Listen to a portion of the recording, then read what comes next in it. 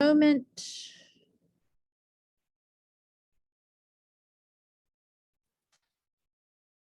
Hello, folks. Oh, here comes Trinae. Everyone's here. Lovely. Okay. So I know you guys are probably pretty wiped out from yesterday's exam, and obviously I can't, talk to you a whole lot about it in specifics because I'm not supposed to know what's on it. That being said, it's always very funny to go on Twitter and look at the hashtag AP Lang because people make tweets about the exam and they're usually very funny. And that's kind of how we teachers put together what was on the exam. Uh-huh. You know Twitter? Yes, I'm like, I can't think of how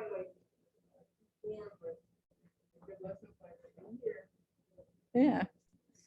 I thought I just feel like Facebook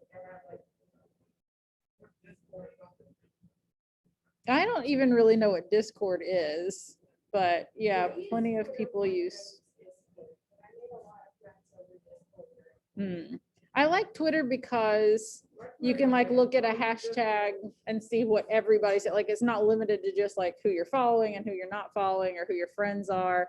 Like you see all the, I love looking up tweets about shows I've just watched to see what other people are saying about it.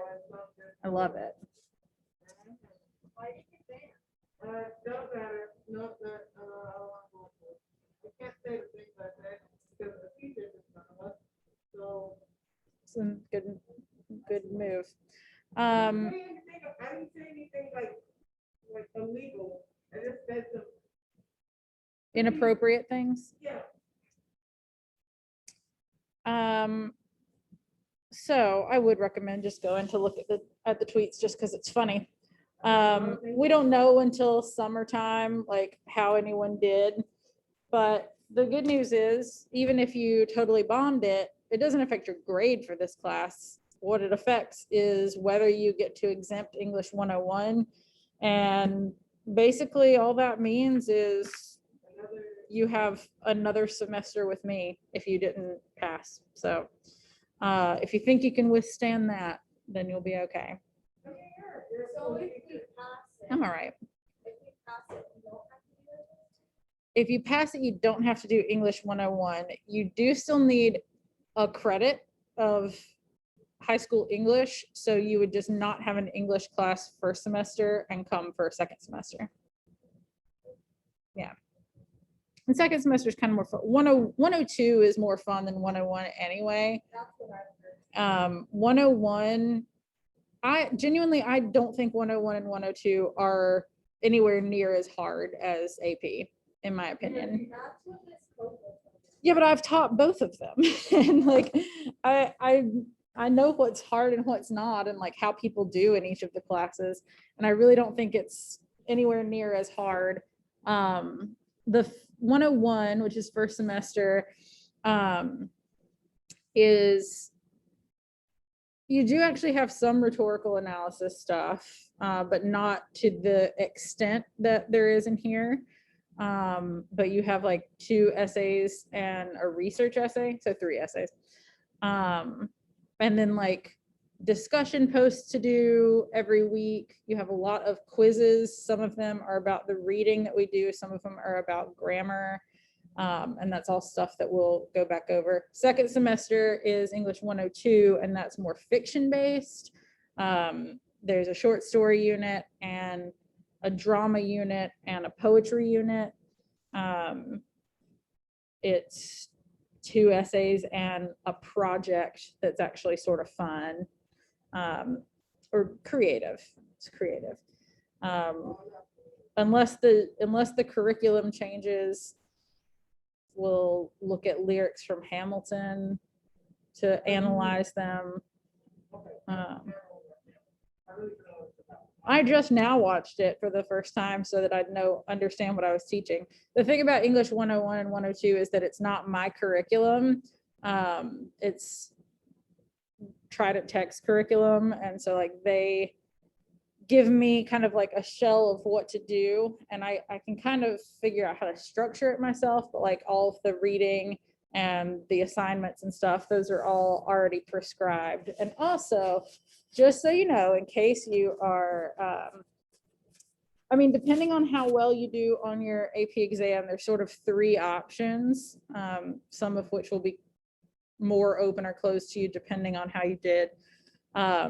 But if you pass your AP exam, then you could skip 101 and go directly to 102. If you didn't pass, you would take 101 and then 102. Or if you're like, that sounds too hard, I don't think I want to do it, you could go to English 4, which English 4 is a British literature class. Mhm.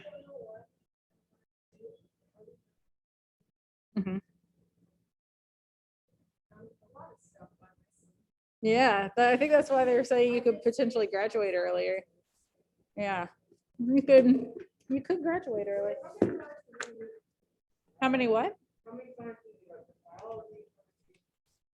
I think you need 3 sciences, but there's something like one of them has to be an earth science or like something like that. Hang on, I'll look it up.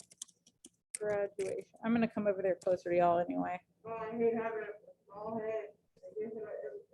Oh, I promise you wouldn't like having a big head either. I have a big head.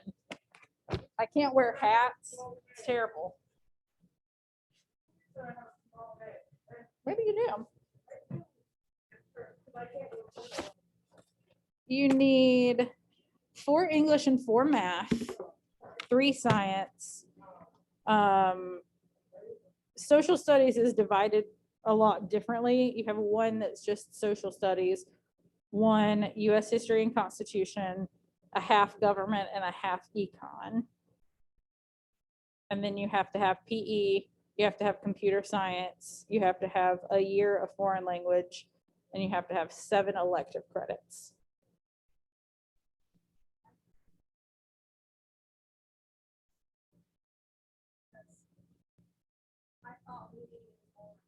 Yeah, just one.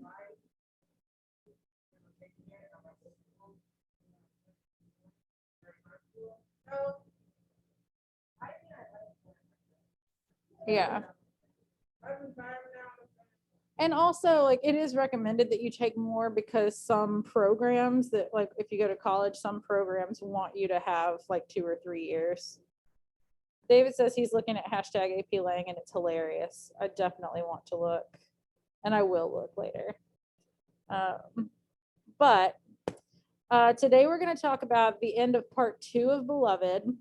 And I switched a couple of things in my plans, and the only things that really like super affect you at this point or that you might recognize that I changed is that now you have until next Friday to finish the book. It wasn't Thursday, but I rearranged some things because I decided to just get rid of one project that I was going to have y'all do. Yeah.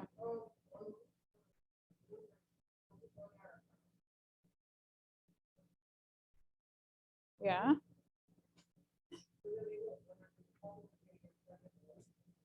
Maybe. Let me take a look. The week of when?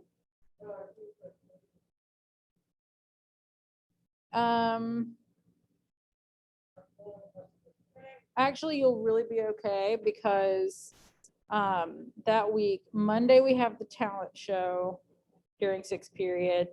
Tuesday, I won't be here because of that's graduation day, so I have to be busy. And you have like an assignment to do, but you could do it early.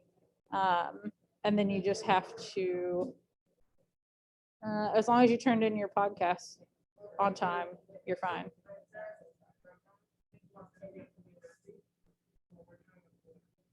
Okay.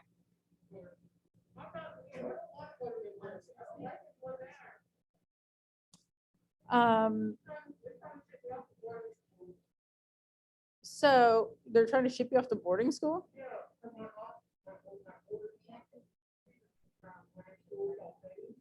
Where? Oh.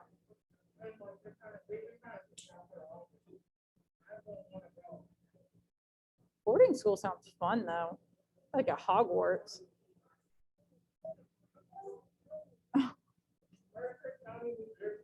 Never heard of it, but I've never been to New Jersey. I mean, I may have driven through, but I see. Yeah.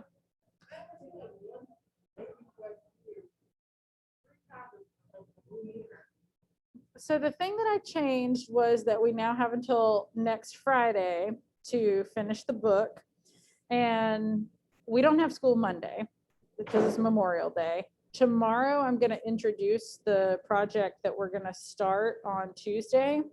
And by project, I mean, we're watching a movie and you're writing like a one-page thing about it. So I'll explain that a little bit more tomorrow.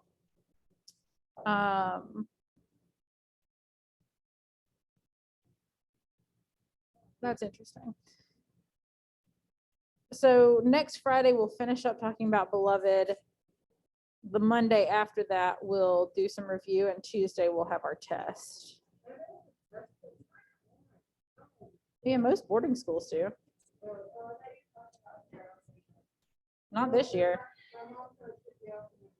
I'm gonna close this door because children are.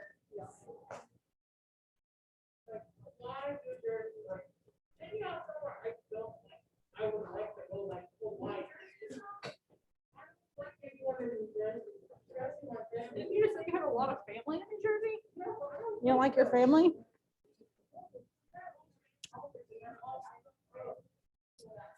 All right, before we start talking about this last part that we read, you will see on this week's module, there's a thing that says Beloved Full Book Discussion Questions. Now, this is not due until next Friday, which is when we should have the book finished. But you'll notice there's 25 questions, but in the instructions, it says you will be choosing 12 of these questions to answer thoroughly. Any 12 are fine. So you're just answering 12 of 25. If you want to do every other one, if you want to do the first 12, just pick the 12 that you feel like you can answer the best. But I would go ahead and kind of look through these questions, because even as I'm kind of talking to you about the end of part 2, you might get some answers. In fact, I'm just going to read through the questions real fast, and then that way we'll know what we're looking out for. Question 1, throughout Beloved, what clues are given by the author to hint at Beloved's true identity? And these are discussion questions. They're not like yes or no questions. Number 2, what do the 3 main adult characters, Setha, Paul D, and Baby Suggs, each consider to be freedom? And what do you consider to be freedom? Number 3, why is Baby Suggs often viewed by the other characters of the novel as holy? And do you agree with their assessments? We sort of talked about that a bit last week. Number 4, why is water such an important detail included throughout Beloved? I mean, she gives birth to Denver in the water. Her water kind of breaks when she sees Beloved for the first time. There's all the imagery about the slave ships, lots of things. Number 5, what's the importance and meaning of the Bible verse included in the very beginning of the book? What meaning do you take away from this verse? It's the one that says something like, I will call them beloved, which are not beloved, and call them my children, which are not my children, or something like that. I don't know. You'd have to look back. Number 6, Beloved seems to cause a lot of mental stress or mental changes within the people she targets. How and why does she do this? Huh? You can write about that a bit. Number 7, was Setha's attempted murder of her own children so they wouldn't have to endure a life of slavery selfish of her, or is it an act of love? Number 8, what is the meaning of Beloved's shining and what are the effects of it? That's right before she and Paul D hook up. Number 9, Paul D locks up his emotions in the tobacco tin of his heart. How do the other characters deal with their emotions? Why is there not a space between number 10 and number 11? I don't know. Why didn't Stampede take Setha's feelings into consideration before telling Paul her secret? And why does he decide to tell Paul D in the first place?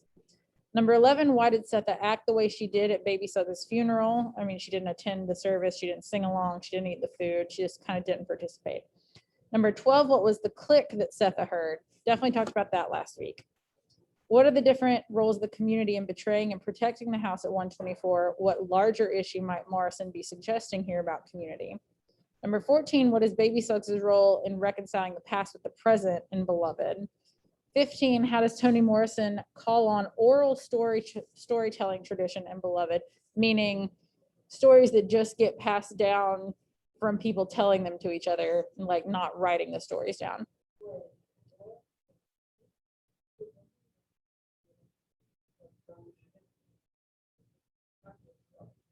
The only thing weird on mine is that 10 and 11 are really close together. Everything else is normal.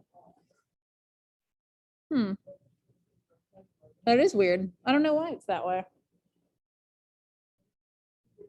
It's not the way that it is on mine. Number 16, how does Denver's relationship with Setha change throughout Beloved? 17, how does slavery at Sweet Home change over time in Beloved? We have talked about that. I will talk about it today. In Beloved, how does the past affect the way Setha lives in the present? Number 19, how does Amy's comment about the dead coming back to life contribute to the story of Beloved? What part does 124 play in providing freedom for the characters of Beloved? 21, in what way is 60 victorious against school teacher? I'll definitely talk about that today. So keep your ears open and you'll have one answer kind of down. Number 22, why does Paul D believe that Hallie and 60 were always men, whether Garner told them they were or not? I'll definitely talk about that too. The Garners are known as being kind, benevolent slave owners. What evidence do we have that they are, and what evidence do we have that they aren't? 24, sexual assault is always traumatic, but why is it particularly symbolic to Setha that her assailant stole her milk? Why does this act traumatize her so deeply, and what is the significance of this particular act? We have definitely talked about that a good bit. And number 25, a word that keeps getting mentioned a lot. What is rememory, and how does the novel go about creating and exploring that concept? I remember her saying, Beloved saying, you rememory me. What does that mean? Okay, so we finished part 2, and when I started reading last week, we went through the stream of consciousness bits, which are really interesting because you have Setha's consciousness, her narrative, you have Denver's, you have Beloved's. I think you actually have 2 of Beloved's. And then you have the section that looks sort of like poetry, just with the way that it's all kind of set out. And it's sort of the marriage of the 3 voices. And it's a really poignant time in the story for that to happen because they are so like wrapped up in each other. We talked last week about how Stampede comes to apologize to Setha, but he knocks on the door and already he's like, well, I don't know if I never have to knock on anyone's door. It's weird that I have to knock here, but he does knock and no one comes to the door, but he looks in the mirror or in the window and he sees they're all here, but they're just so focused on each other. They're just this little family unit that they're the only things that matter to each other. We also kind of learn in Beloved Stream of Consciousness part that her main goal is to be there for Setha. And Setha feels very relieved that Beloved doesn't seem to be mad at the fact that she killed her, which was something she had been worried about. That makes sense. I'd definitely be worried if I killed someone, that they'd be upset about that. But Beloved's not upset. She just wants to be with Setha, which obviously makes Denver a bit jealous. And she's always been sort of resentful. She resented Paul D when he got rid of the ghost baby because that was her friend. And now she kind of resents her mom because she's taking all of Beloved's attention away. And Beloved doesn't really seem to care that much about Denver. She's there for Setha, not for Denver. And so there's definitely some like jealousy going on. But it's so interesting to hear from Denver's perspective because she is one of the quieter characters throughout. When she's kind of in her stream of consciousness section, she's sort of addressing Beloved and she warns her away from Setha. She's basically like, don't let yourself get too close. Don't let yourself love her too much because she is capable of horrible things, which we all know. She killed Beloved when she was a baby, but she sort of lives her life in fear that her mom might kill her.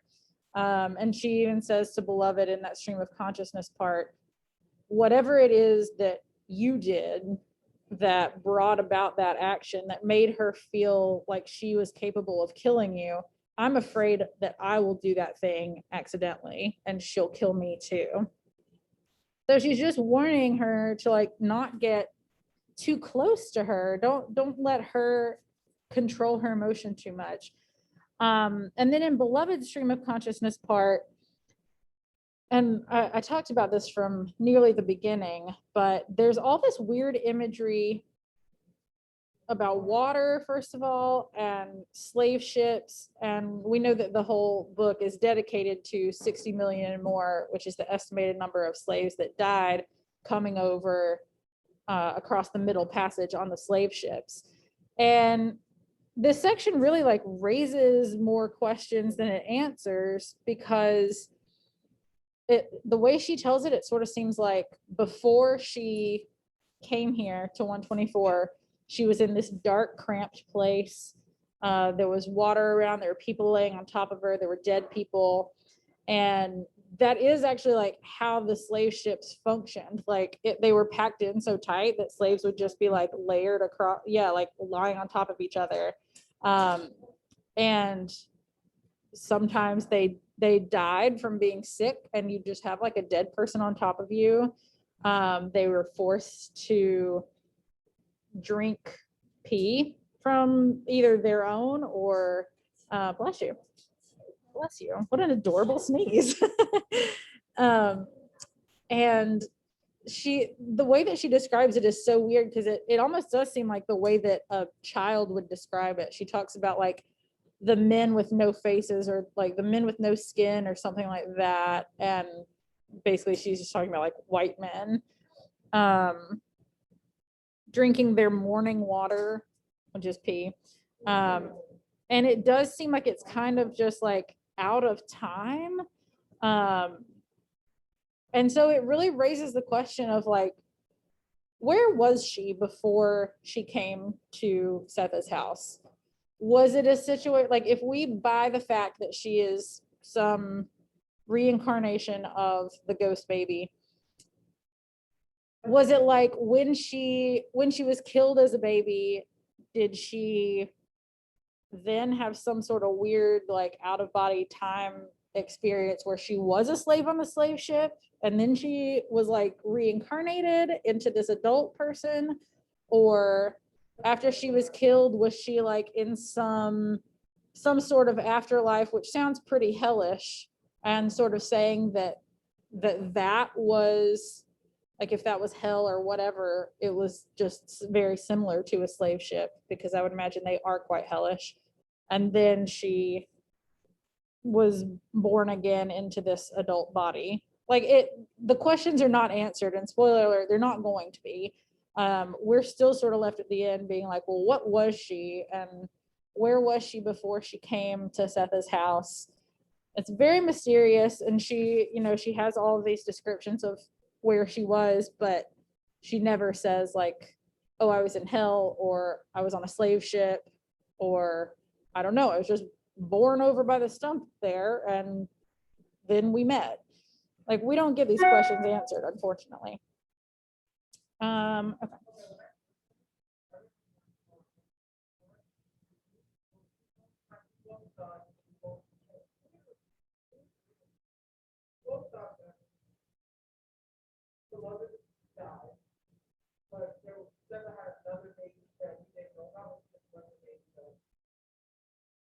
So she just let the baby go? Oh, well, we don't really have any evidence that that happened though.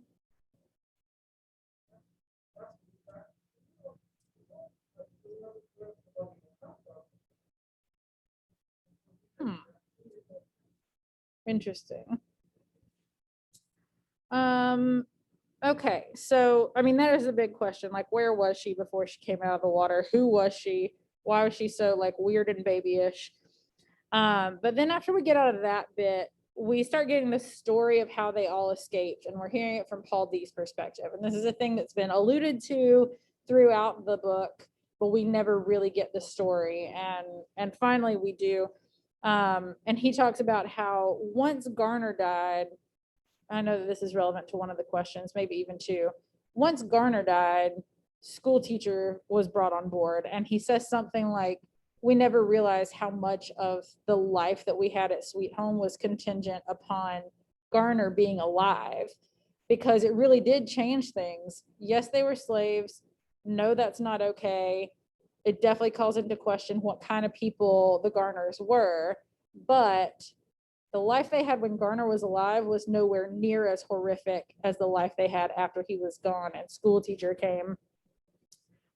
He has this one quote. Paul D says, school teacher broke into children what Garner had made into men. And I think that's really telling. Like, they, even for the fact that they were slaves, you know, Garner always called them his men. And we could debate about whether he called them that because he saw that they were very strong, capable, smart people, and he was proud of them, or because he wanted other people to look at him and say like, oh, he's really got a good handle on his slaves. They're all very respectful. And like, did it reflect more on them or on him? And again, there's no right or wrong answer to that, but nonetheless, they felt pretty good about their life when he was alive, but with school teacher, he just absolutely broke them, every one of them, almost every one of them actually. And that was kind of like the eternal question he asked, was Garner naming what he saw or creating what he did not? Did he call these slaves men because he recognized how strong and smart and good they actually were, or because he just picked them at random and decided to build them up to make himself look better? And we don't really know. But in regard to that, and I think I mentioned this at another point as well, Paul D said that he kind of questioned his own masculinity, because he was like, yeah, he's calling me a man, he's calling all of us men, but I don't know that I really feel that way. And he specifically says that Hallie and Sixo are men, and he feels that with them, but him and his other half brothers, the other Pauls, he doesn't know that they're really men. And there are two things that kind of separate the others. And number one is the fact that each of the Pauls, before they got to Sweet Home, it's not like their life had been super easy, but they hadn't been slaves before. They hadn't been like, they had not seen horrific things, whereas Sixo and Hallie already had, and maybe they were kind of like hardened by the world. They were, yeah, they were more used to it, and they were more prepared to deal with horrors like that. And then the other thing is that Paul D, aside from his two half brothers, he didn't have any family. And even now, like he doesn't have a wife, he never had kids, nothing like that. Hallie always had a tie to his mom, Baby Suggs. He bought her freedom by working on Sundays. He is the one that Setha chooses out of all of them. They have kids together, and so he has this family. And then Sixo, who for as little as he's actually in the book is maybe my favorite character. He is clearly incredibly devoted to the woman he loves, the 30-mile woman. Once a week, he walks 15 miles just to see her for an hour and then come back. That's devotion. And so they both have that kind of connection. They've built families. And the story of Sixo and his death is, for as horrible as it is, kind of one of my favorite parts. When they're talking about the escape, he gets caught along with Paul D. And one thing that he does is tell her to go on without him. He saves her. He saves the 30-mile woman, which just kind of, I think that does kind of show his manliness and his care for her. He makes sure that she is protected. When they get caught, he first refuses to be caught. He tries to fight. He tries to grab the rifle. He tries to shoot everybody else, but he's outnumbered. and somebody conks him over the head or something. And when he comes to, he smells smoke, and they are going to burn him alive at the stake.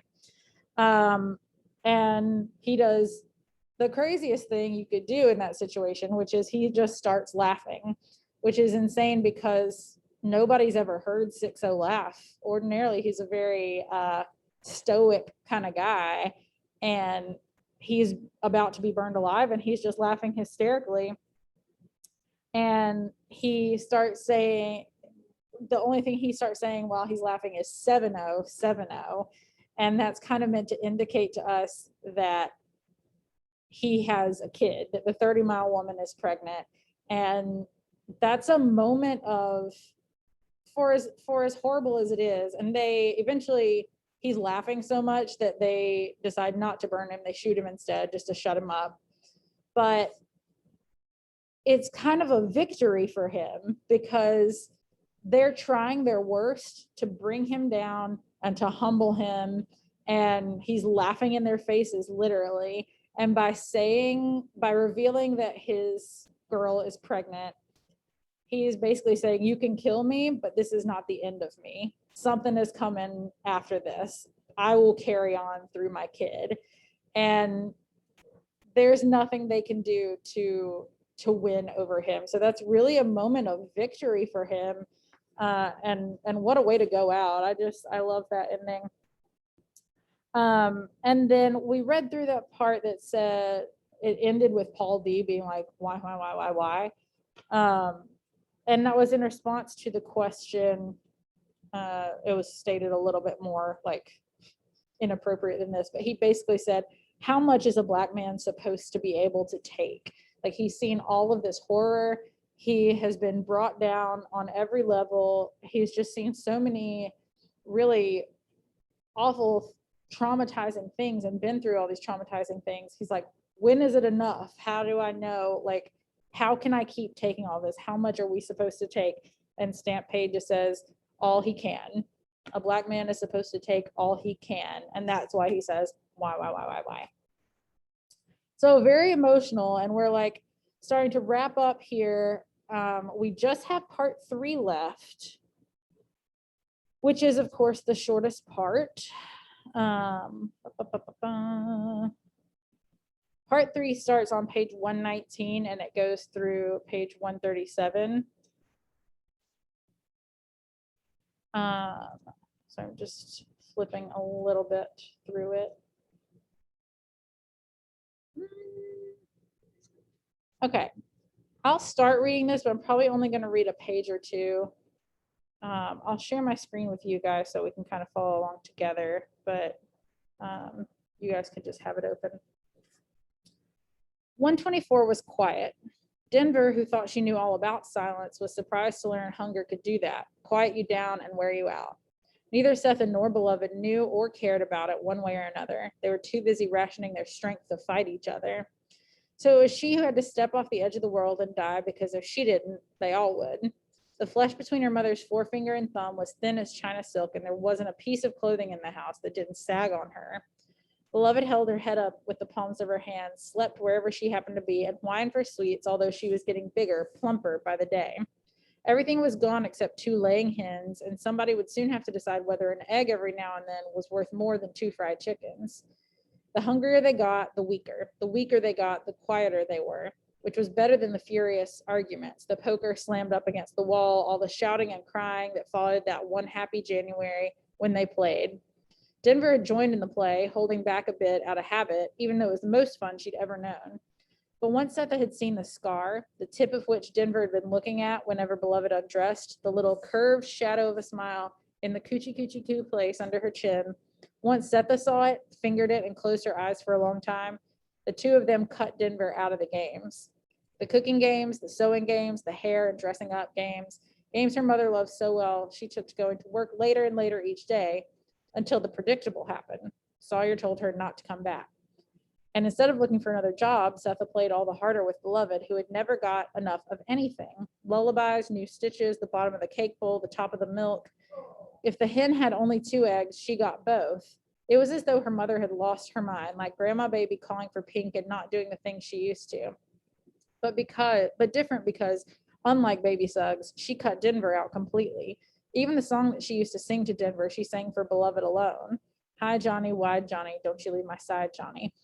So, like, they have excluded Denver. They're so obsessed with each other that Denver just doesn't really have a place in this.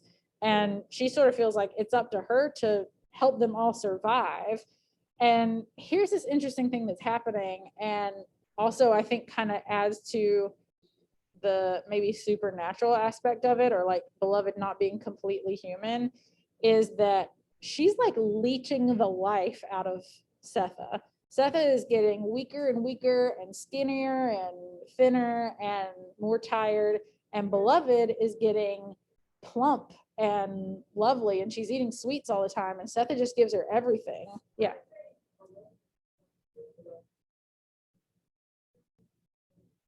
Yeah. Yeah. It's definitely that's not a normal thing to happen. It definitely calls into question like what exactly is she? At first they played together a whole month, and Denver loved it. From the night they ice skated under a star-loaded sky and drank sweet milk by the stove, to the string puzzles Setha did for them in the afternoon light and shadow pictures in the gloaming. In the very teeth of winter, and Setha, her eyes fever bright, was plotting a garden of vegetables and flowers, talking about what colors it would have. Sorry. She played with Beloved's hair, braiding, puffing, tying, oiling it until it made Denver nervous to watch her. They changed beds and exchanged clothes, walked arm in arm, and smiled all the time. When the weather broke, they were on their knees in the backyard, designing a garden in dirt too hard to chop. Sorry. The $38 of life savings went to feed themselves with fancy food and decorate themselves with ribbon and dress goods, which Setha cut and sewed like they were going somewhere in a hurry. Bright clothes with blue stripes and sassy prints. She walked the 4 miles to John Shalito's to buy yellow ribbon, shiny buttons, and bits of black lace. By the end of March, the three of them looked like carnival women with nothing to do. When it became clear that they were only interested in each other, Denver began to drift from the play, but she watched it, alert for any sign that Beloved was in danger. Finally, convinced there was none, and seeing her mother that happy, that smiling, how could it go wrong? She let down her guard, and it did. Her problem at first was trying to find out who was to blame. Her eye was on her mother for a signal that the thing that was in her was out and she would kill again. But it was Beloved who made demands. Anything she wanted, she got. And when Setha ran out of things to give her, Beloved invented desire. She wanted Setha's company for hours to watch the layer of brown leaves waving at them from the bottom of the creek, in the same place where, as a little girl, Denver played in the silence with her. Now the players were altered. As soon as the thaw was complete, Beloved gazed at her gazing face, rippling, folding, spreading, disappearing into the leaves below. She flattened herself on the ground, dirtying her bold stripes and touching the rocking faces with her own. She filled basket after basket with the first things warmer weather let loose in the ground. Dandelions, violets, forsythia, presenting them to Setha, who arranged them, stuck them, and wound them all over the house. Dressed in Setha's dresses, she stroked her skin with the palm of her hand. She imitated Setha, talking the way she did, laughed her laugh, and used her body the same way, down to the walk, the way Setha moved her hands, sighed through her nose, held her head. Sometimes coming upon them making men and women cookies or tacking scraps of cloth on Baby Suggs' old quilt, it was difficult for Denver to tell who was who. Like starting to look like each other and do everything the same. Oh, weird.